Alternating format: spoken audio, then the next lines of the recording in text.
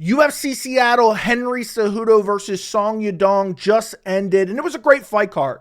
And who would have thought when the UFC leaves the Apex and goes to an actual arena where they actually have to sell tickets, they put on a decent card and we get a decent event instead of Dana White and the UFC shitting out a card every other week at the Apex. This was a good card on paper. It was a great card in reality. I know it always doesn't end up like that, but it's just nice to see. Okay, even this fight night card that had a lot of weird cancellations and it looked like, oh man, Seattle's getting destroyed with rescheduling and pullouts and this and that. It turned out to be a great card. So this is going to be my full card UFC Seattle post-fight.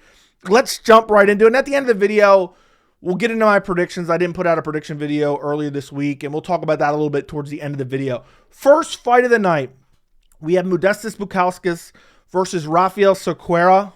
Easy win, first round KO for Modestas Bukauskas. I believe it was a left hook he clipped him with, hurt him badly, and then just chased him down and just melted him. I mean, he was dicing him up against the cage, and it was basically a standing TKO, but the ref let it go for too long, so Bukauskas, literally the definition of melting someone, melted him up against the cage. Literally, he ended up squatting down in like some weird, like, it looked like some video game animation KO, the way he just dropped. I mean, it was crazy. Just squatted down. He was done for.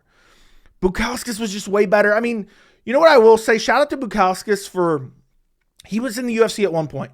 His knee got completely blown out by Khalil Roundtree with an oblique kick. If you guys remember, that's Modestas Bukauskas, okay? He left the UFC, got his knee fixed. He came back. Now he's on a winning streak. That's insane. Great win. Great performance. First round KO. To start off the card by Modestas Bukauskas. And if I'm not mistaken, I think there was only 2 decisions on this card, and both decisions were pretty good fights as well. I might be wrong, but we'll go through it as we go up the card. Next fight on the card, we have Nursulton Ruziboev. Let me make sure this is on the screen correctly. Versus Eric McConico. I didn't even listen to the commentary tonight other than like the main and co-main, so I'm not even sure if I'm pronouncing his name right. Eric stepped in on short notice, and he got absolutely wrecked.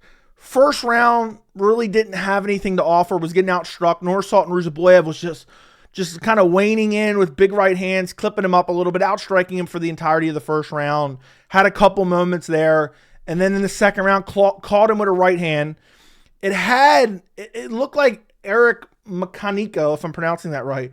It looked like he was one of the Flintstones in one of those cars, like trying to run off. Like he kind of turned his back sideways and was like trying to run, but the feet were just staying in place. He slipped down to the mat, and Ruziboev just went after him. I think he landed a right hook to put him out, and it was a brutal second round finish by Nursulton Ruziboev. We didn't get the coach celebration we all wanted, but Nursulton Ruziboev back on the winning track. Almost didn't fight here because, you know, his original opponent pulled out. I can't remember off the top of my head who his original opponent was, but it doesn't matter. He went out there. He did what he needed to do. He outclassed him, finished him in the second round. Next fight on the card. I don't want to spend too much time on this, guys, but this fight really actually irked me. We have Nikolay Veretennikov versus Austin Vanderford, who came in on like 5 days' notice. I picked this fight. We're going to go to my predictions at the end of the video. Okay, I picked this fight, but I'll give you a spoiler.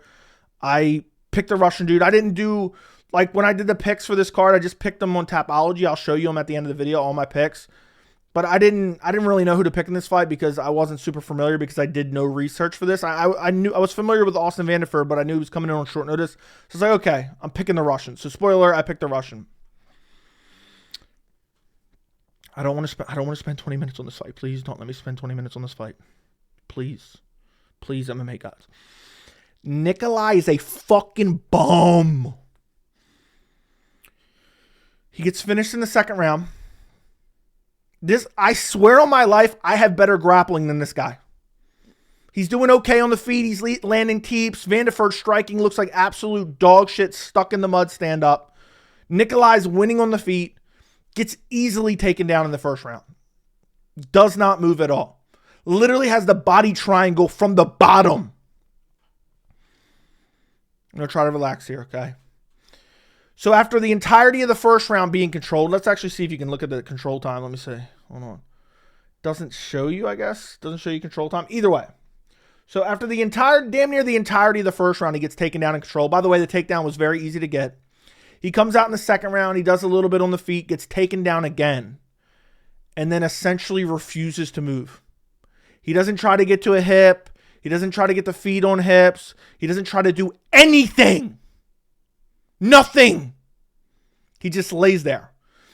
And then what you have is you have Austin Vanderford, has him up against the fence, and realizes, you know what, this guy isn't even trying to move. Let me just throw ground and pound and hopefully the referee stops it. And I think there was an elbow in the first round. There was ground and pound in the first round. There was an elbow that cut him open. I should have mentioned that. Okay, Vanderford was doing some decent ground and pound, but Veretennikov, I'm butchering his last name right now, was doing nothing at all. And then in the second round, gets taken down again, does nothing at all. But this time he's like, okay, I'm going to let him get more ground and pound. So the stoppage was a justified stoppage, but there was really no damage being done because Nikolay just decided to lay there like a bum and let Vanderford punch his forearms. Right? And that's not even the worst. I haven't even got to the worst part yet. Dude's laying on his back. Well, at this point, he's laying on an actual hip because he's up against the fence. Got taken down up against the fence. Had barely any takedown of the fence. Had a little bit more, put up a little bit more of a fight in the second round on the takedown. Ended up getting taken down up against the fence. That never dug an underhook. Was just trying to use his length to stay up. Vanderford's just punching his arms. Not doing any real damage. Nikolay's not moving at all. Just kind of using his arm to defend. And then finally the ref's like, oh, you know what? He's punched your forearms 150 fucking times and you haven't moved a damn inch. So I'm going to stop the fight. Perfectly fine stoppage. If you're not moving, you're laying there like a dead fish, stop the fight. I don't want to see it. This dude gets up immediately and starts complaining. Where was that when the fight was going on? Then he runs over to Vanderford and pushes him. Cut this dude. Bum, scrub, dog shit, ass, horrible skills. I'd mug him on the street. Drove me nuts. Some of the worst wrestling I've ever seen. Some of the most disgusting sense of urgency off of his back I've ever seen. He's just holding on triangle from the bottom and just close guard the entire time. I'm not even sure if it was triangle. Not doing anything. And Vanderford wins. And I don't even think Vanderford's that good. You know, they're going to hype him up. Oh, he's married to Paige Van Zandt. Oh my God. Yeah, hell yeah. Nobody gives a shit about Paige Van Zandt. It's a bunch, except a bunch of simps. But anyway, I don't want to spend 20 minutes on this. Nikolay Veretennikov. I don't even remember how you say his last name. And I don't ever want to remember it because he's a bum. Get him out of the UFC. Next fight on the card. Ricky Simón versus Javid Basharat. Great fight while it lasted. Absolutely brutal KO for Ricky Simón. I mean, it was filthy. First round KO. Javid Basharat was actually winning. Simón was shooting in on a couple takedowns. You know, Javid was outstriking him. Not by a crazy amount. It was a competitive fight. And Ricky Simón, I believe it was, he landed like a little bit of a left hook that kind of had Javid Basharat leaning a certain way. And then a picture-perfect right hand right on the chin and put him to sleep. And had one nasty hammer fist follow-up shot. And the camera angle was insane. And his eyes were going insane. Filthy finish from Ricky Simón. I don't know how Ricky Simón just sometimes looks good and sometimes looks like shit. Because, like, before this, lost to Vinicius Oliveira where he looked horrible. And I know Oliveira has since looked decent. But lost to Mario Batista before that. No real shame in that. Lost to Song Yadong. So I understand he's fighting decent opposition, but it's like sometimes he looks good, sometimes he looks like shit. Javid Basharat, I think, got a little bit too comfortable in the feet, a little bit too comfortable defending the takedowns. Didn't respect Ricky Simón's power and ended up paying for it. Got clipped right on the chin, and man, he was out bad. The eyeballs were going all around like crazy. The camera angle wasn't safe. It was actually kind of scary. It felt like, is this guy going to die? That's literally what it felt like. Ricky Simón goes out there and gets it done in the first round via brutal KO. And there's not a whole lot to say. Good win from Ricky Simón against a Javid Basharat who now has lost 2 in a row. Went from undefeated to losing 2 in a row. That's got to feel, a bit insane. And Ricky Simón gets it done first round KO. Next fight on the card, we have Mansur Abdul-Malik versus Nick Klein. I like to call this like the Trailer Park O'Malley. I don't know why the UFC's website isn't letting me display their names properly. Okay, there we go. We got like the Trailer Trash O'Malley right here, okay? I think this guy might have came in on short notice too, if I'm not mistaken. And first round, Klein actually gave him the first round, landed like a spinning back elbow that hurt Malik bad, but he was able to survive. Klein tried too much grappling after he hurt him instead of really going for the kill. And he did throw some shots in the clinch, but at the end of the first round, he was exhausted. He wasn't really able to get too much of the grappling going after he hurt him. And then it was like, I'm trying to remember the exact exchange that happened. In the second round, you could just tell Malik was winning. He was winning on the feet. And then there was like a weird like grappling exchange where he ended up like behind Klein, like threw him on the mat, like just shucked him to the ground. And as Klein was getting up, there was this picture perfect shot that came up underneath his armpit, and I think it hurt him. And then he just started swarming him up against the cage and just bashing his brains in. And Klein was trying to defend. And I mean, it was just a brutal, just relentless pace from Malik. Once he smelled the blood in the water, he was just going after him with nasty combinations and eventually just finishes him up against the fence. I thought it was a fine stoppage. And honestly, Malik, I mean, this is a good win for him, not because of necessarily the opponent, but the fact that he faced adversity and was able to come back and get a good stoppage. So second round KO for Mansur Abdul-Malik over Nick Klein. Next fight on the card, we have Andre Fili versus Melquizael Costa. Melquizael Costa gets a first round guillotine. Bummy fight from Andre Fili. It was competitive up until the point of this submission, which happened literally at the tail end of the round, which I don't know why. Am I smoking crack? It says 4:30. I swear, and I never listened to them announce the decision. I was kind of checked out on like the commentary and the announcements tonight. I swear I heard like the buzzer go off right after the tap. So I thought it was at the very, very end of the round, but apparently it wasn't. It was competitive up until the point of the submission. Andre Fili maybe getting outstruck a hair, eats a body kick, gets an easy takedown. He's literally in half guard. His head, it's not like Melquizael set up the guillotine off the takedown. The takedown, there was no guillotine threat at all. Melquizael Costa just kind of sits up and just starts setting up the guillotine. Like there was nothing to it. It was like Fili just gave him his neck and then tapped out. I mean, it seemed very, I don't know, fixed almost. It was like Fili wasn't even in full guard. It's not like he got good position. A lot of times when you see guillotines like this, you see the guy who gets the guillotine getting good kind of arm position and hand position off that shot. Like the dude shoots in to take you down and in the scramble, boom, you're locked in a guillotine. No, Fili was on top in half guard and like easily gets guillotined. I really didn't understand it, honestly. I guess Costa just has a really good guillotine, but Fili loses, taps out towards the end of the very first round after a competitive first round. Very weird finish, but doesn't really shock me. Fili's getting up there in age, and he gets choked out by Melquizael Costa. Next fight on the card, the featured prelim. What a weird fight this was. Iwan Cutelaba versus Ibo Aslan. I thought for sure Ibo Aslan was going to win this fight. He gets submitted in the very first round. I don't know how Cutelaba keeps winning, man. It's like I thought for sure he was going to get KO'd this fight. He doesn't have a great chin. He was getting cracked. He was busted up. He was bloodied.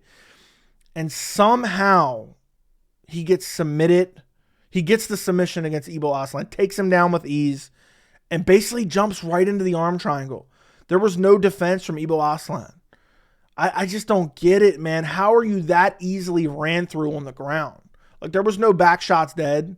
There was no, like, super brutal ground and pound. I mean, there was some ground and pound. As soon as he got him down, he landed a couple good shots, but it's not like he was, like, brutally rocked. I honestly think Aslan put on a decent pace early. And, I mean, it only went 3 minutes. And I think he got a bit tired. And it's like he was clipping Cutelaba. I think got a little bit too comfortable. And then he got taken down. And it's like I guess he didn't respect the submission threat because Cutelaba jumped right into that arm triangle. Boom, it was done. The squeeze must have been insane. Cutelaba must have a really crazy strong squeeze because it was just an easy sub. So Ibo Aslan loses any hype he potentially had and gets subbed in the very first round against Iwan Cutelaba. Kind of an embarrassing performance considering like Cutelaba what was he on at this point? Okay, he did get a win in his last fight, split decision win against Ivan Urslan, which if I remember, it wasn't that great. Before that, lost to Felipe Lins, won against Tanner Bozer. I mean, it's not like Iwan Cutelaba is the cream of the cock. It's not like Ibo Aslan is the cream of the cock, okay? You guys know what I'm saying, all right? I'm just joking around here. But anyway, Cutelaba gets it done. Aslan loses. Bit of an embarrassing performance from him after it looked like he was going to go out there and get the KO. Next fight on the card, the fight that opened up the main card. I mean, there were so many finishes on this card. I'm shocked that this fight didn't have a finish in it. This was an insane fight. I'm trying to remember what I scored this fight. And I want to say it was 1-3 for Alonzo Menifield, if I'm not mistaken. And basically, Menifield was winning early in the first round, doing a lot of damage. Julius Walker was having some moments and mixing it in the clinch. And then it seemed like in the second round, it seemed like Menifield was significantly more tired than Julius Walker. Walker was landing some good damaging shots. Menifield would look like he's on the outs and then somehow land a big shot and kind of get Walker's respect again. And then in the third round, it seemed like, okay, now Menifield basically took the second round off, gave it to Walker. Then in the third round, Menifield was able to just have the better cardio and land the bigger shots. And third round was very slop. It was a slop fest after round one. Walker was trying to mix in the grappling occasionally. He would like trip him down. I don't even remember specific rounds because this fight was just wild and crazy. Both guys throwing bombs. Walker was more trying to clinch up and do damage in the clinch. And then the third round, I just thought Menifield did more damage. And so I had 1-3. I'm pretty sure I had 1-3 for Alonzo Menifield. And it was a split decision. Tonight, I wasn't like razor focused on the fights like I normally am.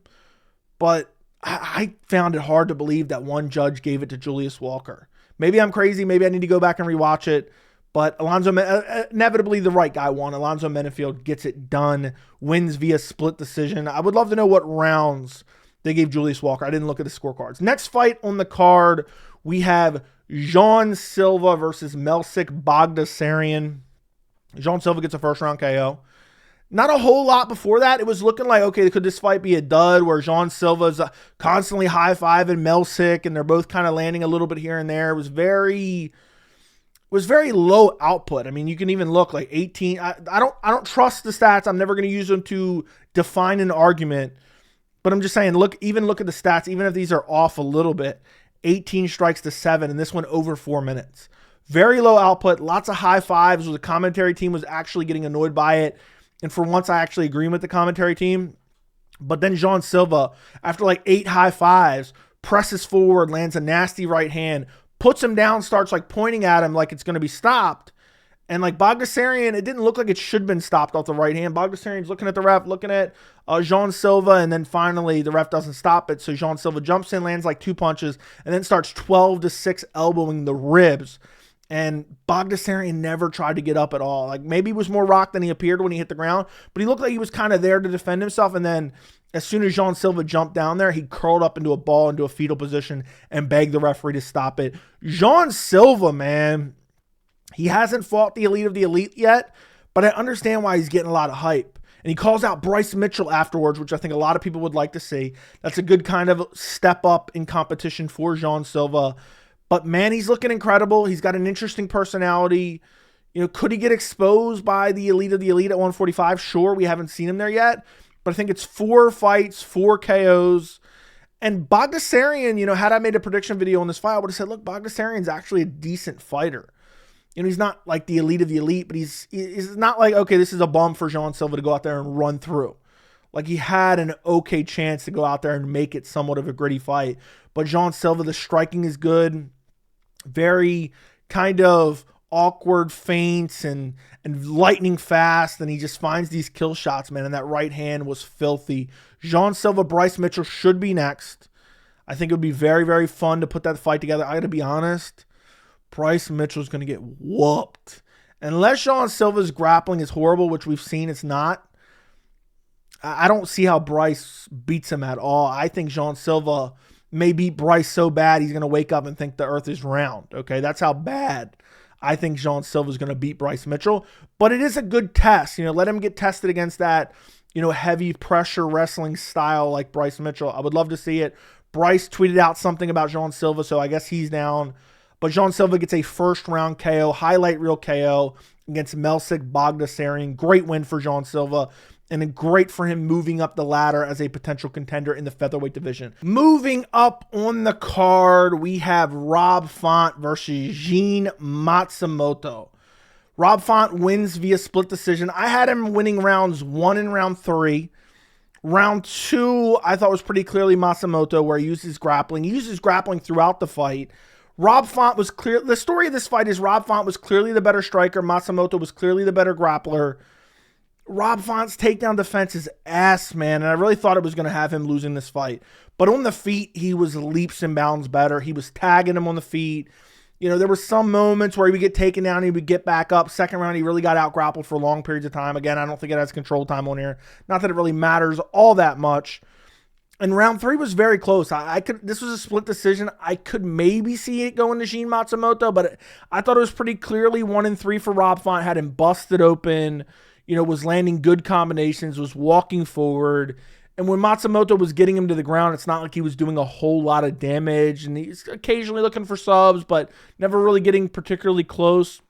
And just whenever Rob Font would get up, he would just start landing good combinations. Now, Rob Font doesn't have crazy power, so it's not like he's going out there and knocking guys dead. I mean, the only guy I remember him knocking dead in any time recently was Adrian Yanez.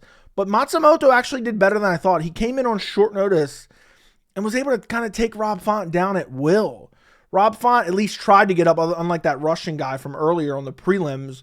But Jean Matsumoto, it just wasn't enough. He out-grappled him the majority of the second round. You know, he had some moments on the feet, but really just when Rob Font was able to keep it on the feet for prolonged periods of time, he was just boxing him up. He was landing the jab. He was tagging him with combinations. And he was just flowing downhill. He was just throwing really good combinations. Matsumoto was bloodied up, you know, badly in this fight. And just Rob Font on the feet, it was night and day. At least Rob Font, even though I think he's kind of washed up, he's getting old, his takedown defense is dog shit, at least he was able to kind of scramble up and get back to his feet here and there, where on the feet, Matsumoto was just getting tagged nonstop, and he had no answers for the striking of Rob Font. So Rob Font gets it done. He was originally supposed to fight Dominic Cruz. Dominic Cruz pulled out. This is a fight I felt like he should have won a lot cleaner, but this is a young up-and-coming guy, and Rob Font's on the decline. The lower the weight class, the faster the decline is, the steeper the decline at an advanced age. So Rob Font gets it done by the skin of his teeth, winning rounds 1 and 3. I'm pretty sure that's what the judges had as well. I didn't look at the scorecards, but he gets it done over Jean Matsumoto. Next fight on the card, the co-main event. We have Brendan Allen versus Anthony Fluffy Hernandez. Anthony Fluffy Hernandez gets the unanimous decision. Honestly, it was very, very close to him winning all 3 rounds, but he did not win all 3 rounds. He lost the first round. Anthony Hernandez came out, was landing decently on the feet, ragdoll Brendan Allen to the ground. Or actually, I'm wrong. First round, Brendan Allen on one of like Anthony Hernandez's shots, on one of his punches, I believe it was, kind of tried to jump on Fluffy's back and ended up on bottom. And then Hernandez was just out grappling him and floating on top. And Brendan Allen would get back up. He'd ragdoll him back down. Hernandez was landing some good shots and looking for submissions. But then it was like Hernandez, and I saw it coming a mile away. If I had been on live stream, you would have heard me say it. I think I even said it out loud while I was watching the fights. You could see Hernandez was getting very comfortable on top. He was floating well. He was, you know, staying on top well. He was avoiding any bad positions. It looked like he got a little bit overconfident, started to kind of jump on the back, didn't get the hooks. Brendan Allen kind of exploded and ended up on top. And then Brendan Allen was doing good damage and looking for submissions, and he landed a couple really good elbows towards the end of the round and ended up having like 2 minutes of control time and did more damage on top in that 2 minutes than Fluffy did for his, 2 or so minutes that he was on top. So Brendan Allen wins the first round. So you're like, okay, how's the second round going to go?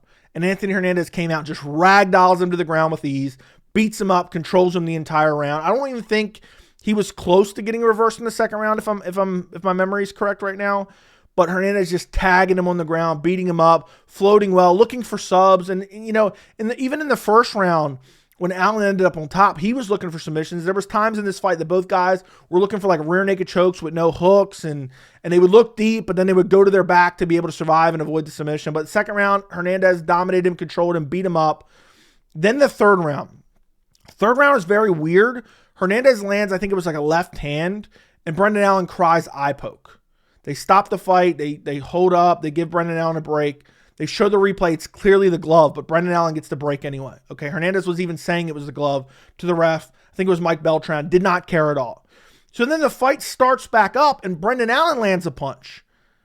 And it's right on the eye of Fluffy, and it hurts Fluffy bad. Like he's not wobbled, but the glove, it just hit him right in the eye socket. You could tell he was bothered badly. The reaction was horrible. And I'm like, oh, he's not going to call for a stoppage because there should be no stoppage. It was a punch to the eye like he landed, but now Brendan Allen got one. Brendan Allen starts going after him. I think he landed one more good shot. And Hernandez was clearly hurt from this. He was clearly like trying to protect the eye. He ragdolls him to the ground, starts controlling him, starts beating him up, starts looking for submissions. And then at one point, Brendan Allen reverses like he does in the first round, ends up on top, but only for like 20 seconds. And Fluffy ends up reversing, ends up back on top. And then by the end of the round, they're like in a north-south position, and Hernandez is landing a couple really solid elbows. But as Hernandez is just grinding him, oh, this was so satisfying to watch. As Fluffy's just grinding him out on the ground, Brendan Allen's like looking to his corner and like throwing his hands up at the crowd and the ref, and like he's pissed that he's getting out grappled. This is the same bum whose teammate Tukos Tokos was in a fight, maybe against Malik. Maybe it was against Malik, who was on this card earlier. I think it was. Maybe I'm wrong. And was like, man, he's getting tired, B. And he's getting out grappled, and then boom, gets subbed. Brendan Allen's like, what am I going to do? Blah, blah, blah, blah, blah. And then Hernandez is just controlling him and beating him up and landing good shots and knees to the midsection and just dominating him. And Brendan Allen's like throwing his hands up and complaining. He's like, oh, come on, ref. That's essentially what he's doing. I don't know if he said those exact words. And Hernandez just controls him and dominates him for the rest of the fight. And Anthony Hernandez gets a clear-cut 29-28 decision. I think one judge may even give him a 30-27, if I'm not mistaken. Or maybe that was the main event. I think all three judges had this 29-28.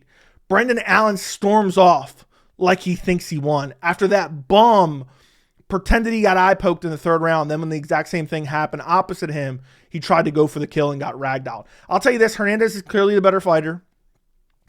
Apparently he was on antibiotics going into this fight, which makes the performance even more impressive.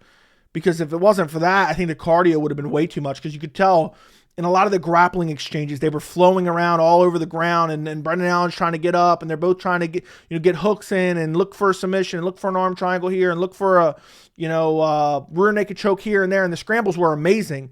Hernandez, especially from the second round on, was just a step ahead in the grappling. Maybe that's because Brendan Allen's beating up on children. He's an admitted child abuser, beats up on supposedly like his 5-year-old daughter, 3-year-old daughter, however old she is nowadays. He admits that online. I don't know how well beating up on children translates to fighting in the middleweight division against an elite level Anthony Hernandez, who's literally better everywhere. Better cardio, better jiu-jitsu, better overall MMA grappling, better striking, I think, as well. And Anthony Hernandez gets it done without getting overzealous in the first round. He wins 30-27. Meanwhile, Brendan Allen storming off. He can't believe he didn't get the decision. That's what it seemed like to me. Hernandez gets it done in the co-main event against admitted child abuser Brendan Allen. Next fight on the card, we have the main event. This one's somewhat controversial, or that's at least what some fans and some media want to tell you. We have Henry Cejudo versus Song Yadong. Henry Cejudo quit like a little bitch, and I knew it. If you're in the members Discord, the second they broke him, the second Herzog broke him, I said Henry is going to quit. Mark my words. Now, technically, this was a technical decision, which means the fight was stopped and they went to the scorecards in the middle of the fight because of a foul. That is 100% incorrect. Jason Herzog did a shit job. It should have been a TKO due to retirement. Henry Cejudo quit like a little bitch. And here's what happened. Let me explain to you guys what happened. First round, Song Yadong just outstrikes him, is battering the legs, landing the better shots. Henry's not even getting close on like one or two takedowns that he didn't even really commit to because he never got close. Second round, Song's battering him, landing big shots, chopping the legs, compromised the leg badly with leg kicks to the point Henry switches stances. The last 45 seconds of round two, Henry starts finding the jab, and then like the last 10 seconds finds like a really good 1-2 punch combination that bloodies up the nose of Song Yadong. But Song Yadong clearly won the second round. Third round, I think even the second round is when he landed a good jumping knee as well. Third round, Song's outclassing him, lands at like a double eye poke. It's not like, I mean, it was a bad eye poke, but it wasn't like crazy bad. It kind of like grazed both eyes. Henry looked okay. He immediately asked for a break. Obviously, he got grazed in the eyes, or, he got poked in the eye. But immediately you could just tell he wanted out. He knew he had lost all 3 rounds. This was already like, we're like a minute in, or a minute left in round 3. I think it was like a minute and 20 seconds or something left. He knew he had lost all 3 rounds. He never got close on a takedown. His legs were compromised. He was getting tagged on the feet, and he knew he was done. And so he goes back to the corner. His eyes are wide open, okay? That's not usually normal when your eyes, is very compromised, like the eyes kind of closed. And he keeps going like this, and he keeps going like this. And essentially what's going on in this time period, Henry takes all 5 minutes. He's essentially begging Herzog and the doctor to stop the fight, but he's trying to be low-key about it. A lot of people didn't pick up on this. He's trying to be low-key, like, I'm good, I want to fight. He's saying, like, I'm good, I want to fight. Just give me a minute. And he's like, he tried to pull an Aljamain Sterling, I swear. And then he's like, man, no, you got to take a point. Because there was a grazed groin shot like 3 minutes before as well that didn't really do much at all. But Henry's like, man, you got to take a point. Henry was getting frustrated because he couldn't find Song. He was getting frustrated because Song was way faster than him, way better than him, way more athletic than him. And he realized he was done for. And he realized, okay, I haven't won a fight in 5 damn years. And now Song's whooping my ass. I'm not even going to be in the top 10 again. By the way, Henry Cejudo has one of the most inflated careers I've ever heard in my entire life. We'll get to that in a second when we get to my predictions that I did not put out. He then takes all 5 minutes. He says, I'm good. I want to fight. He makes it clear. I want to fight.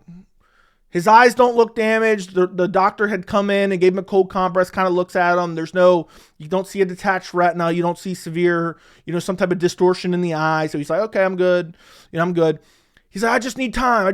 I want to fight. He looks at the camera. I want to fight. I am definitely going to continue. But he does not want to fight. Okay. So Herzog's like, okay, don't worry. You have time. It gets to like the 4-minute mark. Okay. So we got 5 minutes. You get 5 minutes to recover from an eye poke. Henry then sits down and he's like, oh my God, my eyes, oh my God. Herzog waits till it gets to the 5-minute mark and finally he like, okay, let's go. And what Henry wanted was, he wanted the ref or the doctor to come in and stop it under the illusion that Henry wanted, like, hold me back. That's what he wanted because he knew he was losing. He was too slow. Song Yadong was way more athletic. Henry wasn't even able to grapple him at all, barely even tried because he knew he had no chance. He was being outstruck. He was kind of marching forward a little bit. He did not want the fight to continue. They started back up. Henry just runs for the entire last minute of the round. Song chases after him, lands a couple shots. Henry goes to his corner, eyes wide open. I can't see it all. Doesn't seem all that concerned. His corner's like, shut up, Henry. We got to grit through this. He's like, I can't see it all. And he's clearly like looking around. He can clearly see. He's reacting to everything like normal. It's hard to say for sure. He's just screaming from the rooftops. I can't see. Oh my God, I can't see. Oh my God, good Lord, I can't see. And then finally the ref comes over and says, oh, you can't see? We're going to have the doctor take a look. He's like, I can't see, doc. And they're like, Herzog's like, okay, I'm going to start this round. I'm going to stop it. We're going to go to the scorecards. Henry wanted a no contest. Now, Herzog was wrong here. So essentially, from what I understand, the rule is if you fight half the fight, which would mean in a 5-round fight, at least fight 3 rounds, which I don't know why you would have to start the 4th if that's the case. Herzog said you had to start the 4th to go to a technical decision. What doesn't make sense is you already passed the eye poke. So you've already restarted. Henry acted like he was good to go while subtly low-key trying to beg for a stoppage. And then they continue. You are now past the eye poke. So when Henry quits on the stool in between rounds, it should be a TKO due to retirement. Henry pulled the old Nick Diaz. I quit, please. No, I quit. But Herzog starts the 4th round, stops the 4th round immediately, 1 second in, goes to the judges' scorecards. I think 2 judges had it 29-28, 1 judge had it 30-27. I don't know what rounds they gave to Henry Cejudo, but I guess the second round. the commentary team's like, oh, this is not how you want to win. And Henry Cejudo, gold medalist. And he did get eye poke. Henry quit like a little fucking bitch. He didn't want to be in there because he knew he lost. And they're like, oh, yeah, we got to run this back. You guys want to run this back? You don't want to look like this. I'm literally saying, I was tweeting out at this point. What kind of sick, twisted individual would want to see this ran back? I know who's better. It's Song Yadong. I know who's better. Why would you want to see this ran back? Henry Cejudo is damn near 40 years old, hasn't won a fight in half a decade. His last win was Dominic Cruz in 2020. He's now on, what, a 3-fight losing streak? Hasn't won a fight in 5 years. Got outclassed for 3 rounds. I don't care what those 2 judges said. And then quit on the stool. He begged for the stoppage. He wanted that stoppage in the 3rd round, but he didn't want everyone to, it's going to backfire. So maybe I'm wrong. Maybe a lot of people are going to be down in the comments criticizing me. But he was like low-key begging for it in the 3rd round. It didn't happen. Then he was like, okay, I can't see. I don't want to continue, because he knew he was going to get demolished, and he was still hoping for a no contest. When they read that Song had won, he was confused. Keep in mind, this whole time, he's like, I can't see. He's not seeking out a doctor. He's not rushing. You guys got to get me out of here. I got an injury to my eye. He even sticks around to give a post-fight interview, because this guy loves post-fight interviews because he's a clout goblin. Okay? I don't believe it at all. I believe Henry 100% quit because he knew he was down on the scorecards. He was hoping for a no contest. I don't even think Henry wants to run it back. Henry knows he's going to lose. Okay, I saw all I needed to see. Even if you want to say Henry's eye got grazed and he couldn't see and it should have been a no contest, why the fuck would you want to see this rematch? Henry doesn't have it anymore. He does not have it anymore. It's not there anymore. And he quit. He literally quit. You're telling me in 10 minutes he couldn't see, but he stuck around for a post-fight interview? My ass, if I couldn't see, I'd be running to see a doctor. I'd be like, oh my God, am I going to lose my eyesight? And you're telling me he couldn't see, but his eyes are wide open, just looking around. He's watching the screen. He's looking up at the big screen. So, oh yeah, let me look at the big screen.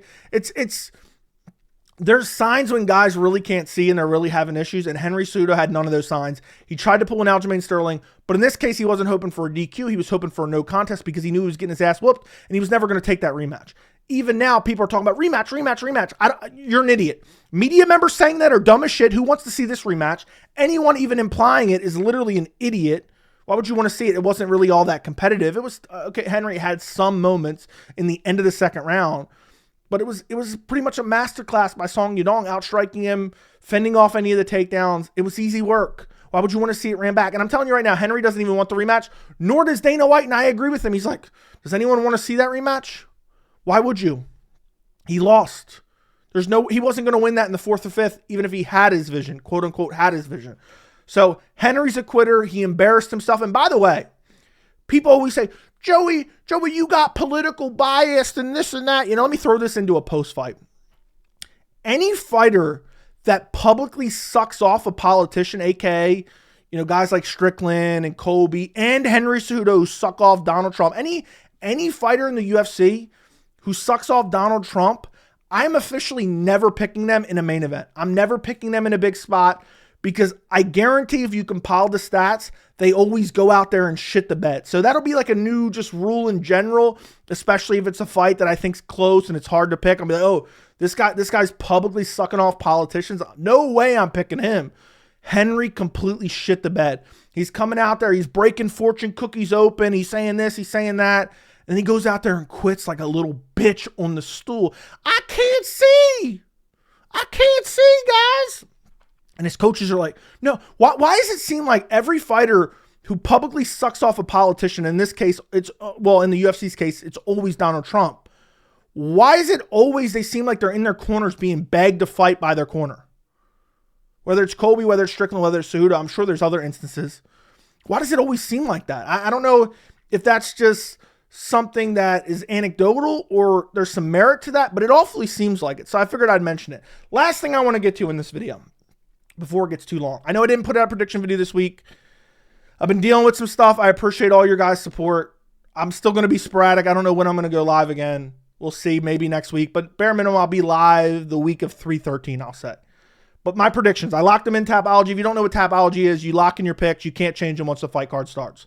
I went 8 for 12. Okay? And I'm really only going to give you analysis for the main and co-main. Co-main event. I thought Hernandez would be better everywhere, especially cardio. That proved to be true. Now, I thought he would find a late submission because I thought Brendan Allen would gas out. So I had Hernandez. I was thinking like a third round rear naked choke, which almost came to fruition. Main event. I picked Song via decision, which is what I think would have happened if Henry wouldn't have quit like a little bitch on the stool. But I thought Song was just way more athletic, and I'm so tired. Let me just end on a Henry Cejudo diatribe to end the video. Okay, you guys can see all my picks. I went 8 for 12. I did okay. I think I got the entire main card. I don't remember where the main card actually started. Hold on, let me check it. Let me take a look. Yeah, I got the whole main card. That's good. But let me end this video with a Henry Cejudo diatribe, and I'll take this off the screen. We don't need that on the screen anymore. I'm so tired of the UFC and some fans hyping up his Olympic wrestling. This bullshit wrestling, traditional wrestling, Bo Nickel, Jerry Sandusky wrestling is not the same as MMA wrestling. Shut up about it. When has Henry ever gone out there and taken anyone down and beat him up and grinded him out in a fight? Never. Ever. I'm tired of hearing about it. It doesn't work that way. It does not work. Henry has the most inflated resume I've ever seen in my entire life. So first off, he robbed Demetrius to get the title to begin with. He beat a malnourished TJ Dillashaw. Okay, he was on PEDs, fair enough. I picked Henry in that fight, by the way. Didn't have a channel then. He then goes up, gets his ass whooped by Marlon Moraes, who then gasses out and gets finished. And then he beats Dominic Cruz, who was injured, long layoff, undeserving of a title shot, beats him via questionable stoppage, and this motherfucker acts like he's the GOAT of the division. Henry Cejudo doesn't even belong being talked about. Like, he deserves to be forgotten about, okay? Throw him away, okay? I don't care about this double champ bullshit. He's basically a fake champ, and he ruined his career by trying to leverage himself as some superstar in the UFC. He will never be champion again. He does not deserve to be in the top 10. The UFC should cut him from the organization after that abomination of a performance tonight. So I'm tired of hearing about the wrestling, okay? He's not... My assessment of this fight, Song's younger, faster, more athletic, great takedown defense, great striking, more power, showed his cardio in 5-round fights. Where does Henry beat him? Where does Henry beat him? Oh yeah, Henry's got that Olympic wrestling. When has he ever used it? He's never taken anyone down and held him there for long periods of time. He does not do it. He doesn't even have the cardio to do it. It's not the same. MMA wrestling is not the same as traditional wrestling. So we'll end it on that. Let me know what you guys think down in the comments. Like the video, subscribe to the channel, turn on notifications. I don't know when I'll be back to consistent posting, but this fight card, I really thought it was a quality fight card. I really enjoyed it tonight. I wish I would have been live streaming with you guys. I just can't do it yet. And yeah, I don't know. I'll be back before UFC 313, going back to live. Maybe I'll be live this week. I don't know yet. Appreciate you guys. Thank you guys so much for watching, and I'll see you in the next video.